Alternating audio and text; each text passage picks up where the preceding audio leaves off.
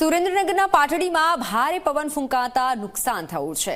નાના રણ વિસ્તારમાં અગરિયાઓના ચોપડા અને સોલાર ઉડી ગયા હતા। વાવાઝોડાની સ્થિતિથી અગરિયાઓની મોટા પાયે નુકસાન પહોંચ્યું છે।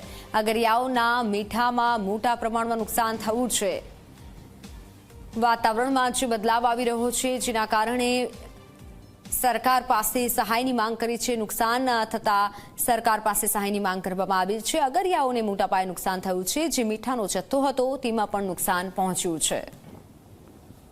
આ વિસ્તારમાં વેસ્ટર્ન ડિસ્ટર્બન્સના કારણે જે પ્રમાણે 35 થી 40 કિલોમીટરની ઝડપે પવન ફૂંકાણો અને એના કારણે અસંખ્ય અગરિયાઓની સોલર પેનલો તૂટી ગઈ છે અને જે પ્રમાણેનો 4 થી 5 મહિના સુધી અગરિયા પરિવારોએ કાળી મજૂરી કરી અને જે મીઠાનું ઉત્પાદન કર્યું હતું એ તૈયાર માલ પણ ક્યાંક ને ક્યાંક ધૂળની ડમરી નીચે દટાઈ ગયેલો છે।